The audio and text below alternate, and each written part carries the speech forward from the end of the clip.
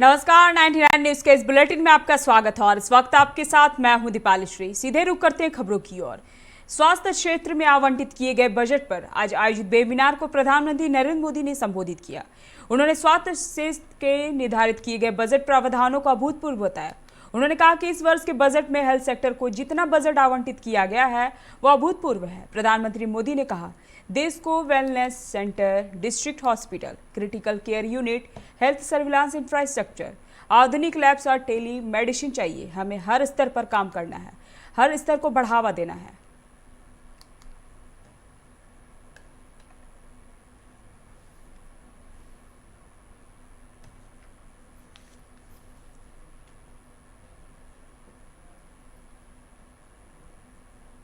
बिहार के कटिहार जिले के NH 31 पर कुशेला थाना क्षेत्र में एक भीषण रोड हादसा हुआ।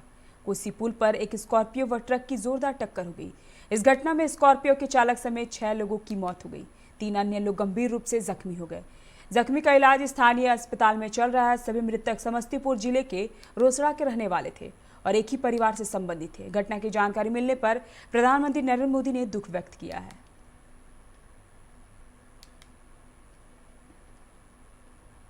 मध्य प्रदेश के इंदौर में सड़क हादसे में 6 दोस्तों की मौत हो गई। वे पार्टी करके घर लौट रहे थे। उनकी कार खड़े टैंकर में पीछे से भिड़ गई। टक्कर इतनी जोरदार थी कि डंपर की स्टेपनी टूट गई और कार का अगला हिस्सा पिछली सीट से जा मिला। हादसा सोमवार रात करीब 1 बजे निरंजनपुर चौराहे के पास हुआ। 2 दोस्त सीट से उछलकर बोनेट पर जा गिरे। उनमें से किसी का हाथ तो किसी का सिर धड़ से अलग हो गया। वे देवास की तरफ से आ रहे थे। हालांकि अभी यह नहीं पता चला है कि वे पार्टी करके कहां गए थे और हादसा किन परिस्थितियों में हुआ।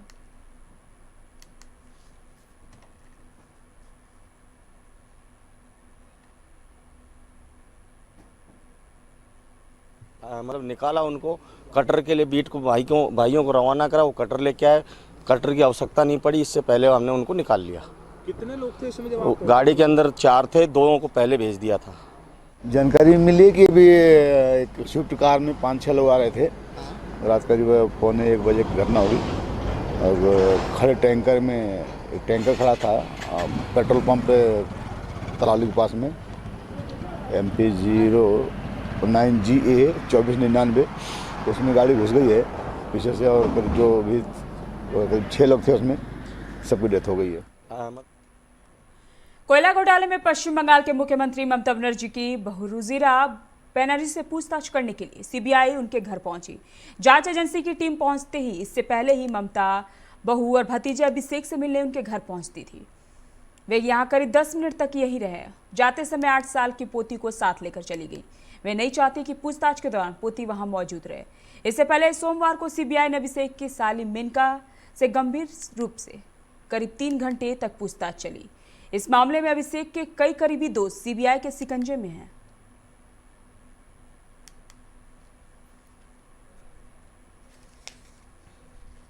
महाराष्ट्र समेत देश के कई राज्यों में तेजी से बढ़ रहे कोरोना मामलों के बीच थोड़ी राहत भरी खबर सामने आई है।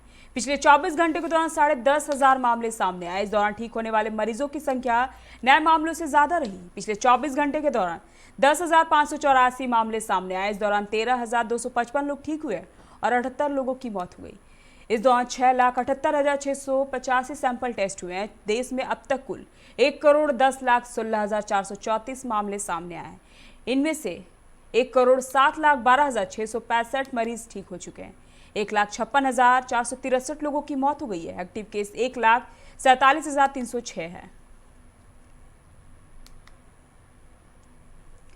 देश के विभिन्न राज्यों के साथ साथ पड़ोसी राज्यों में भी कोरोना संक्रमितों की बढ़ती संख्या को देखते हुए झारखंड में अलर्ट जारी कर दिया गया। स्वास्थ्य विभाग ने राज्य के सभी सिविल सर्जन को निर्देश दिया कि जिलों में कोविड टेस्ट बढ़ाए जाए। दूसरे प्रदेशों और देशों से झारखंड आने वालों पर पूरी निगरानी रखी जाए। रेलवे स्टेशनों और रांची एयरपोर्ट पहुंचते यात्रियों की RT-PCR या टूनेट मशीन से जांच कराई जाए ताकि कोरोना संक्रमण का पता चल सके। NHM के अभियान निदेशक की ओर से जारी निर्देश में कहा गया है कि केरल, महाराष्ट्र, तेलंगाना जैसे राज्यों में कोरोना मरीजों की संख्या में वृद्धि हुई है। इसलिए सिविल सर्जन लक्ष्य के अनुरूप संदिग्धों के सैंपल लेकर जांच कराएं। बिहार में 9वीं की परीक्षा 26 फरवरी से 2 पालियों में होगी, जबकि 9वीं की संवैधानिक परीक्षा 3 मार्च तक चलेगी और 4 को प्रायोगिक परीक्षा आयोजित की जाएगी। बता दें कि बिहार विद्यालय परीक्षा समिति के तत्वाधान में इस वर्ष राज्य में 9वीं की परीक्षा आयोजित की जाएगी, जिसके लिए बोर्ड की ओर से सभी विद्यालयों में प्रश्न पत्र भेज दिए गए। मैट्रिक की परीक्षा बुधवार को खत्म होगी। इसके एक दिन बाद शुक्रवार से 9वीं कक्षा की वार्षिक परीक्षा शुरू हो जाएगी। पहली बार OMR शीट पर परीक्षा ली जाएगी। इस कारण छात्रों में थोड़ी उत्साह है। परीक्षा को लेकर केंद्र पर बेंच डेस्क की व्यवस्था करने में काफी परेशानी होगी।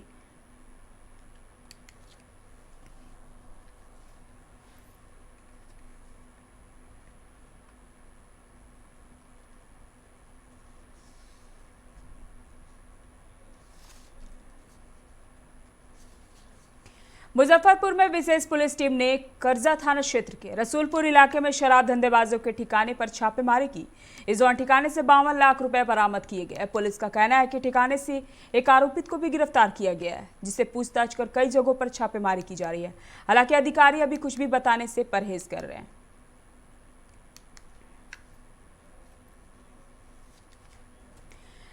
बागमारा डीएसपी निशा मुर्मू के आदेश पर बरोरा थाना प्रभारी बंधन तिर्की के नेतृत्व में पुलिस ने BCCL एरिया 1 के फुलारी टांड कोलेरी के बंद कोयला खदान में छापेमारी कर बड़ी संख्या में बाइक जब्त की है। सभी बाइक जमीन में गड़कर रखी गई थी। बताया जाता है कि इन बाइकों से अवैध कोयले की ढुलाई की जाती थी, फिर पुनः उसे उसी स्थान पर जमीन में गाड़ दिया जाता था। पुलिस सभी बैंकों को जब्त कर थाने ले गई है। संभावना जताई जा रही है कि यह सभी बाइक चोरी की गई है, जिससे कोयला तस्कर अवैध कोयला ढुलाई का काम करते थे। पुलिस ने मौके से कई टन अवैध कोयला भी जब्त कर लिया है। इस छापेमारी में बागबारा अनुमंडल के 4 थानों की पुलिस भी शामिल थी।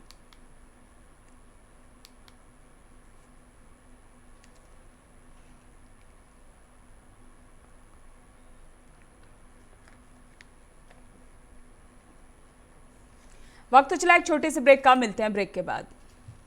ये सही दरवाजे चुनने की बात हो तो चुनिए सिर्फ टाटा प्रवेश के दरवाजे, जो लकड़ी के दरवाजों से कई गुना है बेहतर। टाटा प्रवेश के दरवाजों में है स्टील की मजबूती और लकड़ी की खूबसूरती। टाटा प्रवेश के दरवाजे फ्रेम और एक्सेसरीज के साथ फैक्ट्री में तैयार किए जाते हैं। लकड़ी के दरवाजे बनाने के लिए बहुत से लोगों से संपर्क करना पड़ता है, जो कि इस समय नुकसानदायक हो सकता है। लकड़ी के दरवाजों को लगाने में 8 चरणों से गुजरना और 6 प्रकार के लोगों के संपर्क में आना होता है, जबकि टाटा प्रवेश के दरवाजों का इंस्टॉलेशन केवल 2 चरणों में हो जाता है। बस अपना दरवाजा चुनें, उसका आकार नापें और नो टच डिलीवरी पाएं। इसे हमारी प्रशिक्षित इंस्टॉलेशन टीम द्वारा लगाया जाता है, जो सैनिटाइजेशन प्रोटोकॉल्स का ख्याल रखती है। टाटा प्रवेश के दरवाजे लकड़ी के दरवाजों से कई गुना मजबूत होते हैं और आपके परिवार को सुरक्षित रखते हैं। स्टील के बने होने के कारण इन दरवाजों में स्वाभाविक रूप से न तो दीमक लगता है और न ही इनमें आग पकड़ने का डर होता है। टाटा प्रवेश के दरवाजे मेंटेनेंस फ्री और वेदर प्रूफ होते हैं। सामान्य लकड़ी के दरवाजों की तरह ये न तो सिकुड़ते फैलते हैं और न ही इनमें दरार आती है।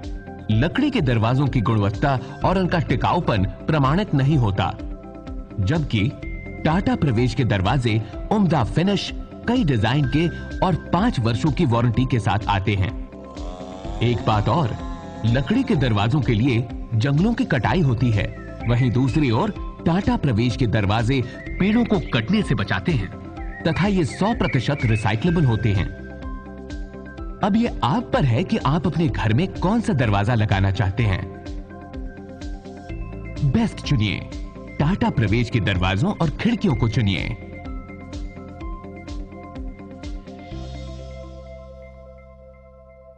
Authorised distributor Shri Ram sales, GT road, Govindpur, Dhanbad.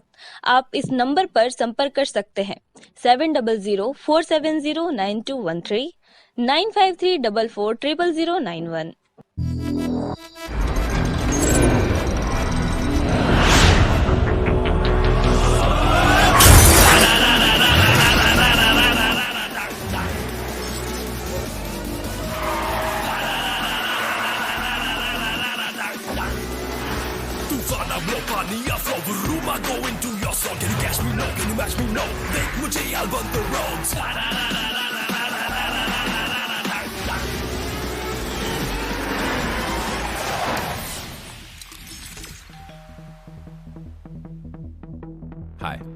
here early.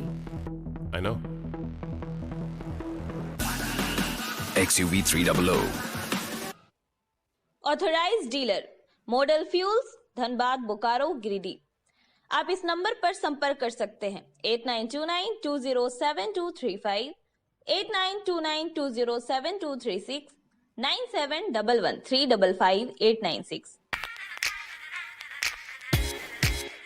Hey, I'm sexy Mr. Brown, a prince who's just been crowned. I can brighten up your day, 'cause I'm so sunny. Hey, I'm sexy Mr. Brown, heading out to town. You can hate me all the way, 'cause I got my honey. And that's not funny, my honey makes me sing all night.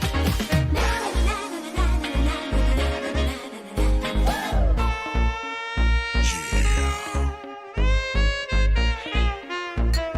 Sexy Mr. Brown. Your wait for sheer extravagance is over. Presenting Kia Carnival. Bookings open. जय TMT, भरोसा अटूट एवं सुरक्षित निर्माण का।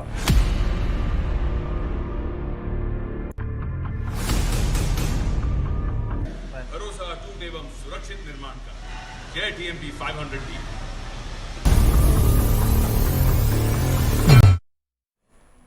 Break के बाद आपका स्वागत है। बढ़ते हैं अगली खबर की ओर। सोमवार रात्रि देवघर जिले के मोहनपुर थाना क्षेत्र के गोरमारा के समीप यात्रियों से भरी एक बस सड़क किनारे खड़े हाईवा से जा टकराई। इस घटना में बस चालक, कंडक्टर सहित करीब 1 दर्जन लोग गंभीर रूप से जख्मी हो गए, जिसके बाद सभी घायलों को इलाज के लिए सदर अस्पताल लाया गया, जहां प्राथमिक उपचार के बाद चालक और उपचालक की गंभीर स्थिति को देखते हुए उन्हें बेहतर इलाज के लिए हायर सेंटर रेफर कर दिया गया। बस के ऑनर बबलू पांडे ने बताया कि 30 लोग पूजा करने के लिए बस से चुटोनाथ धाम गए थे। पूजा करने के बाद सभी लोग वापस अपने घर आ रहे थे। उसी दौरान तालझारी के आगे घोरमारा के समीप बीच सड़क पर एक हाईवा खड़ी थी, जिसमें टक्कर हो गई।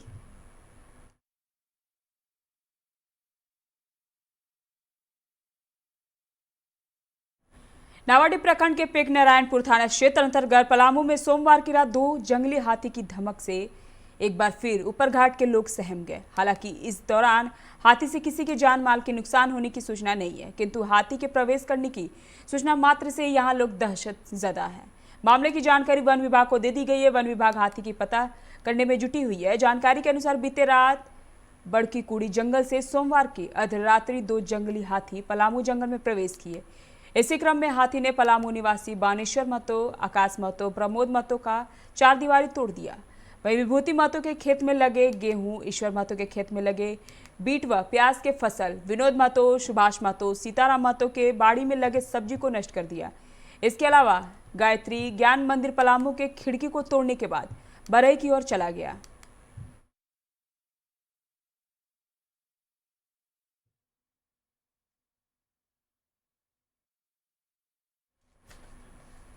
धनबाद के लुबी सर्कुलर रोड में मंगलवार को नगर निगम ने 1 दिवसीय कैंप लगाया, जिसमें trade licence, holding tax, water connection के नवीकरण और नया बनाए जाने के लिए आवेदन लिए गए।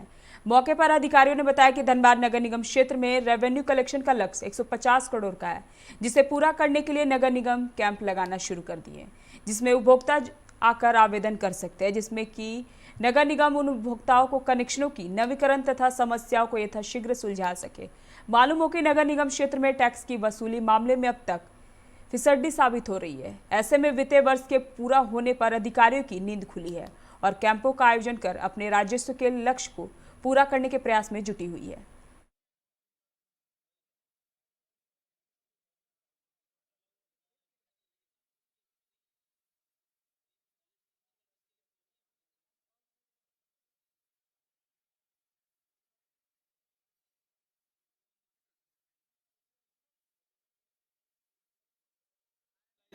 और जो है यूज़र चार्जेस के लिए बहुत प्रॉब्लम हो रहा था, तो हम लोगों ने नगर आयुक्त से बात किया कि सर ऐसे हम लोग कैंप कराना चाहते हैं, जिसके चलते जो है बहुत लोग दुकानदार लोग को जो है बहुत सा डॉक्यूमेंट मांगता है, यहाँ पे जो है नगर निगम ऑफिस में प्रॉब्लम होता है। इसीलिए हम लोग बोले कि हम लोग एक दिवसीय शिविर करके इसको हैंड टू हैंड हम लोग इसको मैंने जो है आपका जो है ट्रेड लाइसेंस हुआ, जो है यूज़र चार्जेस हुआ, ये सब देने के लिए हम लोग ये प्रोग्राम किए, जिसमें आज काफ़ी संख्या में लोग आए हैं और ये हमारा करीब 25-30 लोगों का तो अभी तक हम लोग कर चुके हैं। ये एक अच्छा प्रयास है हम लोग का कि हम लोग देखते हैं कि डोर स्टेप में डिलीवरी हो लोग नगर निगम की तरफ से। और टैक्सेशन से संबंधित कैंप है और टैक्सेशन में जो हमारा प्रॉपर्टी टैक्स है, वाटर टैक्स है, यूजर चार्ज है, उसके लिए कैंप हम लोग लगा रहे हैं सभी विभिन्न जगहों पे। उसी सिलसिले में आज सिटी सेंटर का हमारा पूरी तिथि निर्धारित था। इसमें क्या लक्ष्य है सर? लक्ष्य तो इस शहर की आबादी के अनुसार 150 करोड़ होना चाहिए, लेकिन अभी तक हम लोग 20-25 करोड़, अभी तक तो कुछ भी नहीं होता था, लेकिन इस साल हम लोगों ने 17-18 करोड़ रुपये उसके हैं। तो देखते हैं, लोग दे रहे हैं और प्रॉपर्टी टैक्स देना उनकी प्रॉपर्टी के लिए दिया जाता है, तो मेरा व्यक्तिगत टैक्स नहीं है। ये जो कुर्सेला से कटिहार के गेराबारी के बीच एक बड़ा हादसा हुआ। यह हादसा कोसी नदी के कटरिया पुल पर हुआ। NH 31 पर पूर्णिया से नवगछिया की तरफ ही जा रहे ट्रक से साइड लेने के क्रम में स्कॉर्पियो आगे बढ़ा ही था कि सामने से बाइक आ गई। इसमें तीनों ही गाड़ियां असंतुलित होकर टकरा गई। स्कॉर्पियो पुल की रेलिंग से बचने में ट्रक के अंदर ही घुस गया। घायलों में से एक अर्जुन महतो ने सिर्फ इतना ही बताया कि स्कॉर्पियो पर 10 लोग सवार थे, जिनमें 3 बचे हुए हैं। पहले इलेक्ट्रिक शॉक दिया, फिर मारपीट कर अधमरा कर दिया। इतने पर भी जब सांसें नहीं थमी तो धारदार हथियार से हत्या कर दी। टॉयलेट में ठूस कर लाश की भी दुर्गति की। ऐसा सलूक तो किसी दुर्दांत अपराधी के साथ भी नहीं किया जाता है जितना एक होनहार छात्र के साथ किया गया। सहरसा के इस्लामिया चौक में कोचिंग सेंटर के लॉज में 8वीं के एक छात्र के साथ यह घटना हुई है। मृत छात्र की पहचान और बाजार के समदा गांव निवासी विक्रम कुमार के रूप में की गई है। वहीं छात्र की हत्या के बाद इलाके में सनसनी फैल गई। लोग आक्रोशित होकर सड़क पर उतर आए। हजारों की संख्या में लोगों ने तिरंगा चौक को जाम कर दिया है।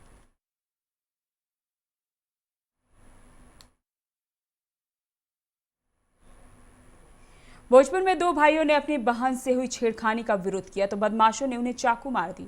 दोनों भाइयों की हालत गंभीर बनी हुई है। घटना बिहार थाना क्षेत्र के कटैया गांव की है। एक लड़की पड़ोस में गाय के लिए दवा लाने गई थी। वापस लौटने के बाद गांव का एक बदमाश उसके साथ छेड़खानी करने लगा। लड़की किसी तरह वहां से भागकर अपने घर पहुंची और घर वालों को इसकी शिकायत की। उसके बाद लड़की के दोनों भाई घर जाकर पूछताछ करने लगे। तभी बदमाशों ने दोनों भाइयों पर चाकू से वार कर दिया।